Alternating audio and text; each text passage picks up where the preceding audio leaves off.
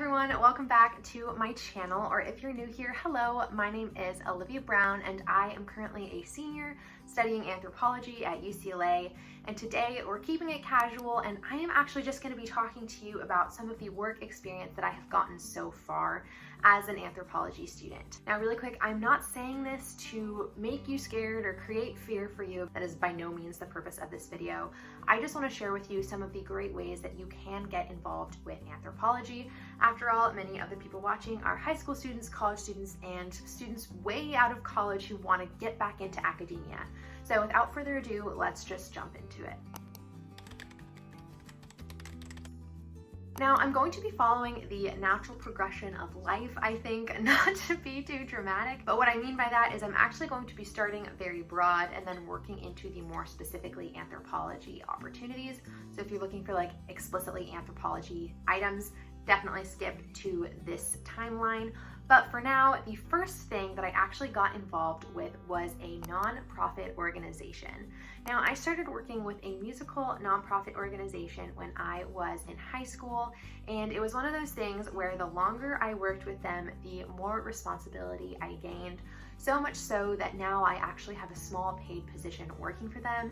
And like I said at the beginning of the video, I am a senior in college, and this opportunity actually started for me when I was a sophomore in high school. I find that within the social sciences especially, finding opportunities can be clear as mud. It is so hard to find things, I think, that are labeled exactly what you're looking for.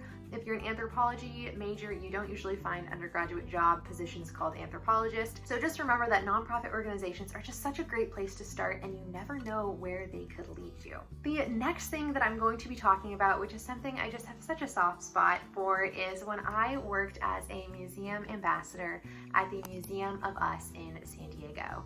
Now, the Museum of Us, it actually used to be known as the Museum of Man, but go 21st century, they changed their name. How fantastic is that? But it is actually an anthropology museum located in Balboa Park. If you look it up online, it's stunning, it's beautiful. I loved going there every week to volunteer. And essentially, as a museum ambassador, my responsibility was anything from telling tourists and museum visitors where the bathroom was to explaining things in exhibits. Now, something that I loved about this museum is it covered so many different topics. There was an exhibit on the Mayas, on ancient Egypt, on beerology. There was one called Post-Secret, which is about how secrets were a currency and secrets are a currency of intimacy.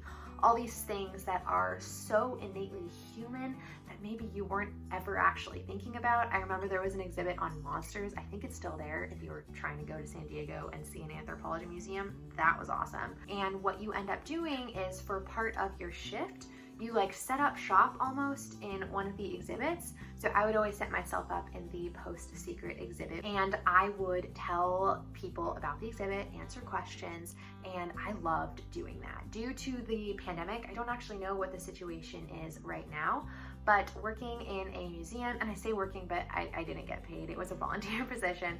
Volunteering in museums, again, they don't have to be anthropology museums. It could be history or science, are such a great place to start when it comes to work experience in the anthropology field, especially as a high school or undergraduate student. Now, the next thing, remember, we're getting even more closely related to anthropology and anthropology explicit job titles, and that was volunteering as a research assistant in an anthropology research lab at UCLA.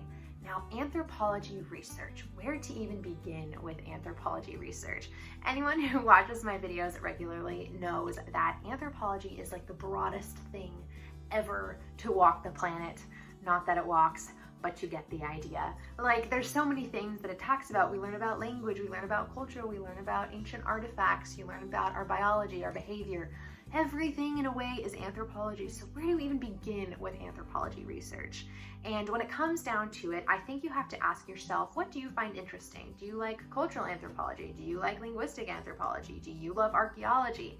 And once you are more or less in touch with the thing that you find to be the most interesting, you can begin to approach professors and ask them what research they're doing. And after doing this, you gain a really great insight into what it's like actually working and researching in anthropology. Now, at the beginning of this tip, I said, find the thing that you love. Do archaeology if you love archaeology. Do cultural research if you love cultural research. But I understand that the world isn't a perfect place and there aren't like abundant opportunities all the time. And so if you can't find something in the space that you love, I would definitely recommend being open to doing research in other areas. So maybe if you love biological anthropology, be open to working with a cultural anthropologist. Earlier, I talked about working at the Museum of Us. Now, I am a biological anthropology student, and I still took this great opportunity to work in a cultural anthropology museum. There were no biological anthropology museums in San Diego. That is so specific. Actually, I don't even know if there's any biological anthropology labs or museums in the world. Let me know about that. But you have to be open-minded and just see what is available to you. Now, the final anthropology opportunity that I was a part of was actually working in an anthropology research program. Now, this is going to sound very similar to working in a research lab, but I promise you they are in fact different. The main difference is that in an anthropology research lab, you are doing the research of a professor. So maybe a professor is studying the behavior of children between the ages of 6 and 8. I don't know, I just made that up. If it's a research program, you spearhead your own research. So you get your research question answered, and I think that is so fantastic, and I personally believe it's the best way to learn if you actually enjoy the research process. Now, again, like I said, this is all about my experience and the things that I've done.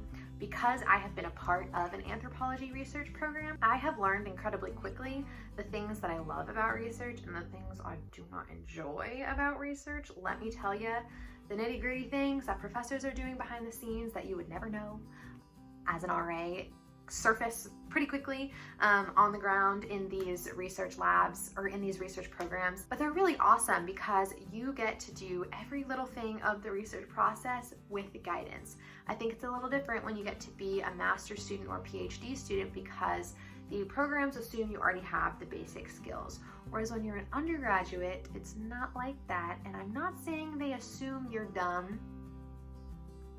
but they definitely hold your hand a little bit more. Now, I'm going to link down below the Museum of Us in San Diego. I'm also going to link down below the anthropology site that UCLA has, just if that's something that you're curious about. You can definitely go check it out down below. I think that is all I have to say about my research experience. I do really want to disclaim, I know I did this at the beginning, but I want to do it at the end as well, just in case you made it this far, that I was really lucky and I figured out what I wanted to major in my freshman year of college. That doesn't happen for everyone. Sometimes you change at the end, so of course you aren't going to have the same opportunities that I did. These are ideas to get your wheels turning, and I really hope that they inspire you to pop your bubble, get out there, find the things that you love, experiment with different opportunities, and yes, I think that is all I have to say. So please let me know what you guys want to see in the future, and I hope you are having a fantastic Sunday. All right, you guys, bye.